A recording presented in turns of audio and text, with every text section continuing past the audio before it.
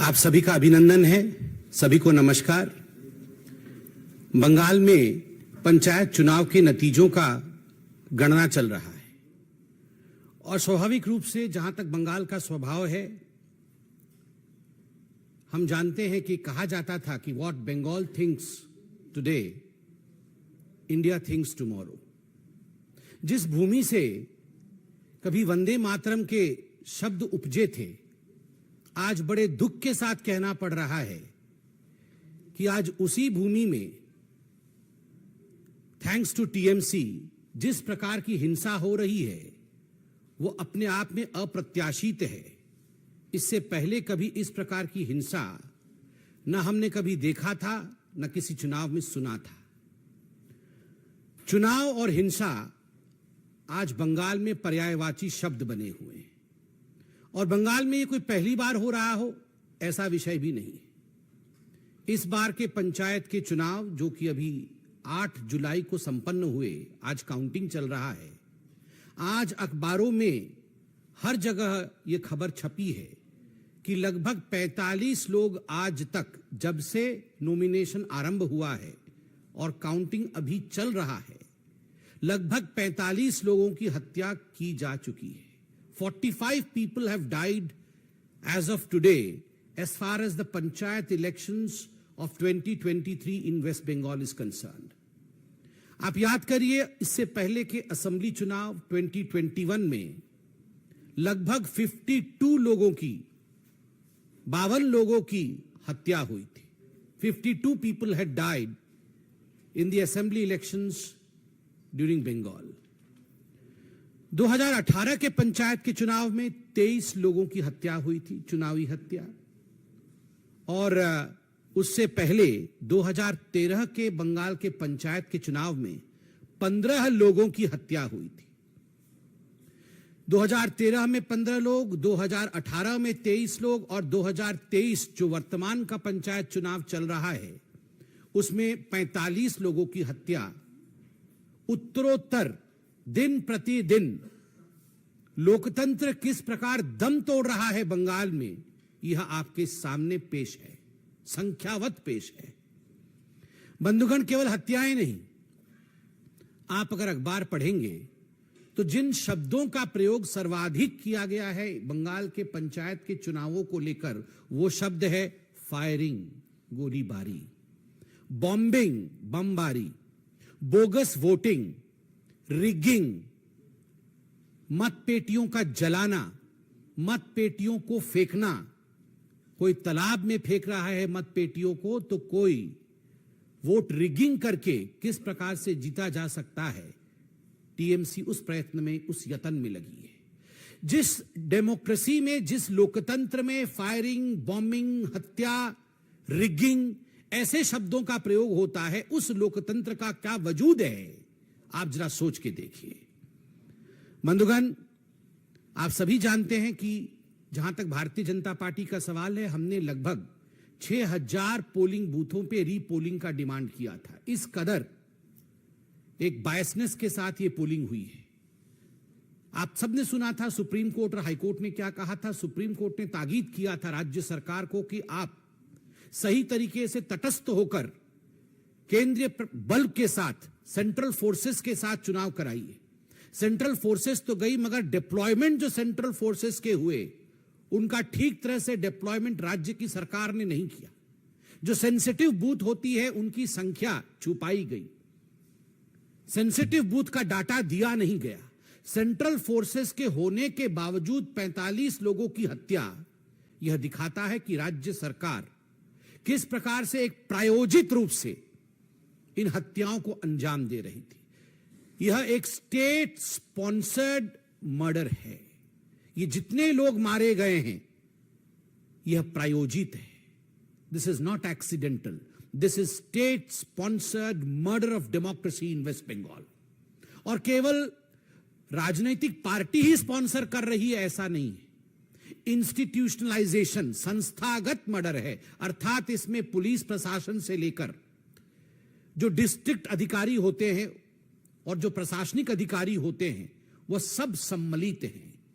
एक तरह से सबके मिली भगत से ये स्टेट स्पॉन्सर्ड इंस्टीट्यूशनलाइज्ड मर्डर आज वेस्ट बंगाल में हो रहा है।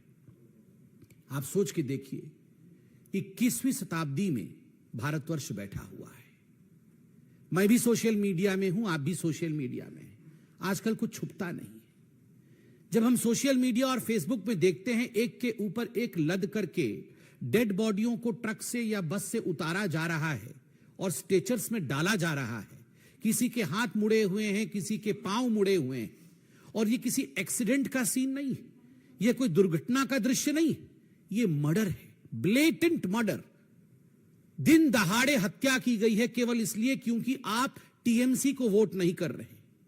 और ये कोई केवल भारतीय जनता पार्टी के कार्यकर्ताओं का मर्डर नहीं है, इसमें कांग्रेसी भी हैं, इसमें कम्युनिस्ट पार्टी के लोग भी हैं, इसमें बाकी पार्टी के लोग भी हैं, ऐसे लोग भी हैं जिनका राजनीति से कोई लेना देना नहीं है, वो केवल वोटिंग करने जा रहे हैं। ऐसे लोगों की हत्या हुई है। जब इस प्रकार का दृश्य सोशल मीडिया और फेसबुक में हम देखते हैं तो मैं कई बार सोचता हूं कि अगर यही दृश्य कोई भाजपा शासित राज्य से आ रहा होता तो हाहाकार मच गया होता।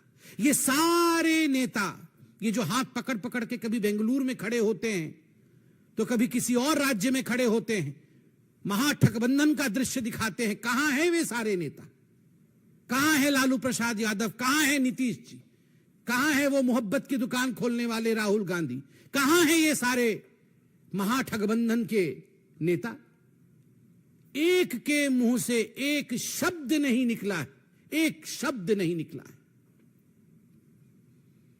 राहुल जी कहां है आपका? आपकी मोहब्बत की दुकान का कोई जिक्र नहीं है। आप तो पूरे हिंदुस्तान में मोहब्बत की दुकान खोलना चाहते थे। मैं बताता हूं राहुल जी, आप आज मोहब्बत की दुकान के विषय में बात इसलिए नहीं कर रहे हैं क्योंकि आपके आकांक्षाओं का मेगा मॉल खुला हुआ है। The mega mall of your ambition. You want to become the ruler of this country by hook और बाय क्रुक। कैसे भी मैं सत्तासीन हो जाऊं, मैं सत्तारूढ़ हो जाऊं, और अगर हमारे लोग हत्या कर भी रहे हैं तो कोई बात नहीं है, वहां मोहब्बत की दुकान की आवश्यकता नहीं है।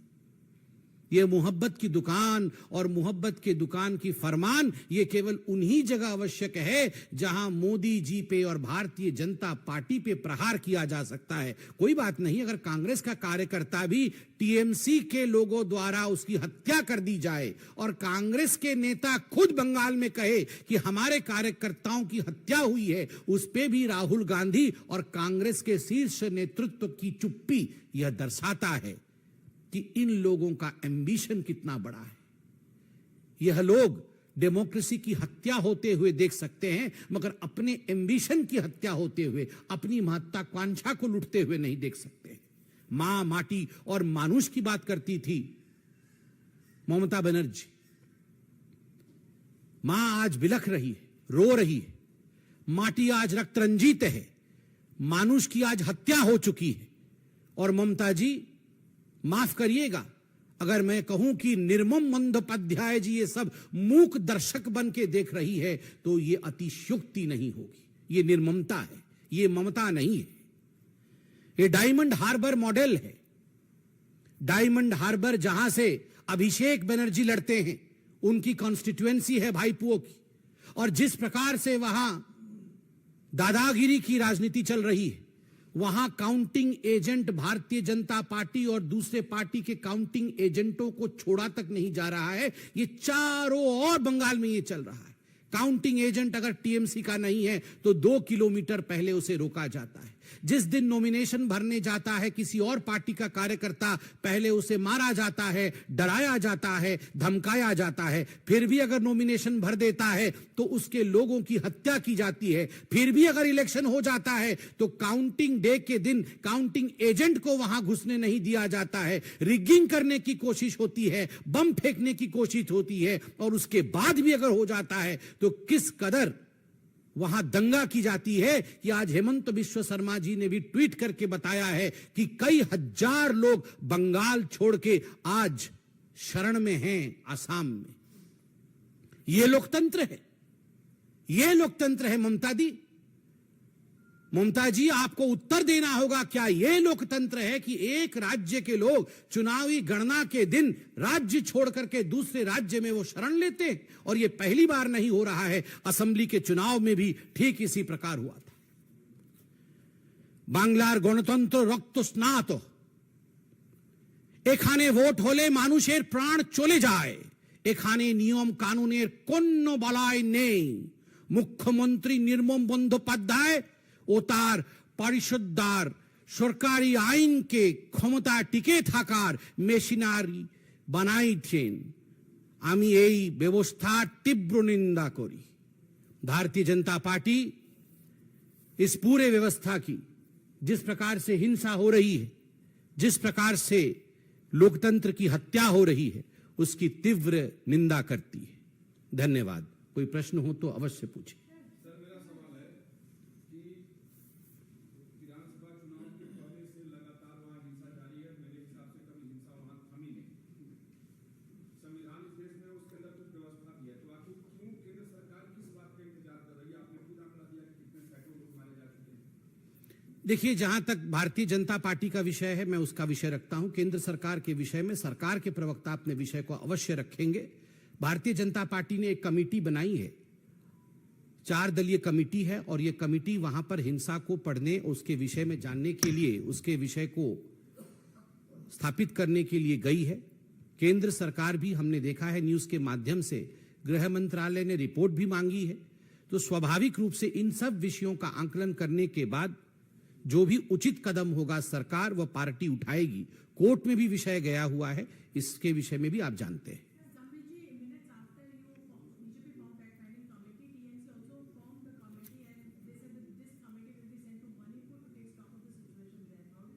So the answer of the Bengal government is whataboutery. वहां भी हुआ है तो यहां भी होगा, क्या ये उत्तर है? 52 लोगों का मर जाना असेंबली इलेक्शन में, 45 लोगों की मृत्यु पंचायत के इस बार के चुनाव में, शर्म से जहां हम सबको सर झुका लेना चाहिए, वहां वॉटअबाउटरी हो रही है कि वहां भी हुआ था तो क्या हो गया, यहां भी होगा। मुझे लगता है ये बहुत शर्मनाक स्टेटमेंट है बंगाल के टीएमसी पार्टी द्वारा। उनको क्षमा मांगनी चाहिए। Yes ma'am.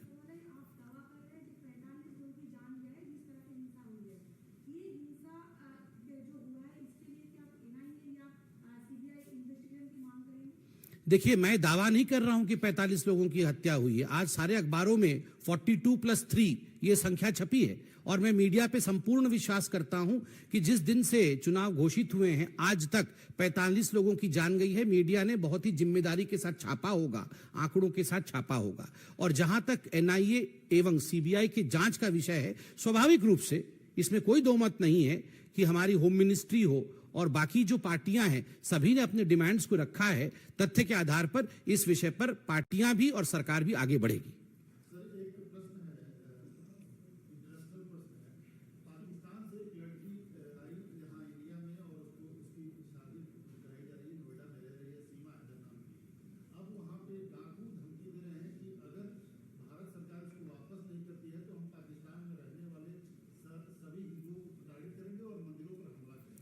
देखिए, मैंने इस न्यूज में इससे अनभिज्ञ हूं अभी। मुझे लगता है पूरी जानकारी के बाद ही मुझे इस पे कमेंट करना चाहिए।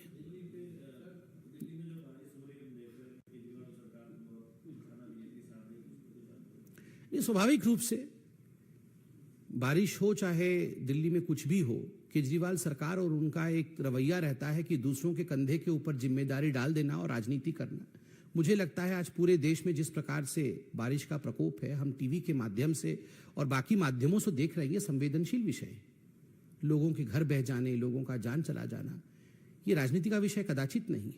सभी सरकारें, चाहे किसी भी पार्टी की हो, एकजुट होकर इस पर काम करना चाहिए। जिस प्रकार की ओछी राजनीति मैं देख रहा हूं, ट्विटर के माध्यम से भी कुछ लोग दोषारोपण करने का काम दिल्ली में बैठ के कर रहे हैं। मुझे लगता है कि जब चुनाव लड़ते हैं और कहते हैं कि जिम्मेदारी मेरी है, जब एडवर्टाइजमेंट पे करोड़ों खर्च करते हैं, तो जिम्मेदारी लेने पर भी तनिक सी जमीर खर्च करनी चाहिए। थोड़ा सा, करोड़ों खर्च जब एडवर्टाइजमेंट में है तो थोड़ा सा खर्च जमीर पे भी होना चाहिए।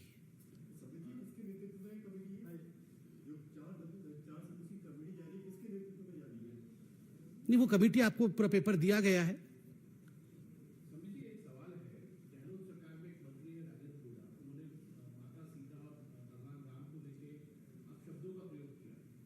देखिए, बड़ा दुखद विषय है जिस प्रकार के शब्दों का प्रयोग राजेंद्र जी, जो कि मंत्री हैं गहलोत जी की सरकार में राजस्थान में, उन्होंने मां सीता के लिए और भगवान राम के लिए किया है, ये अपने आप में बहुत चिंताजनक विषय है।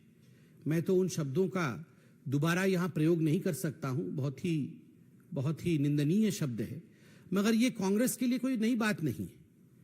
जिस पार्टी की अध्यक्षा, पूर्व अध्यक्षा आदरणीय सोनिया जी का मानना है कि भगवान राम का अस्तित्व ही नहीं है, भगवान राम काल्पनिक है, और इस पे उन्होंने सुप्रीम कोर्ट में एफिडेविट दिया, तो स्वाभाविक रूप से मां सीता के विषय में इस प्रकार की अभद्र टिप्पणी करना, तो वो उनके स्वभाव में, उन्होंने अपने स्वभावगत आचरण किया है जो कि निंदनीय है। धन्यवाद।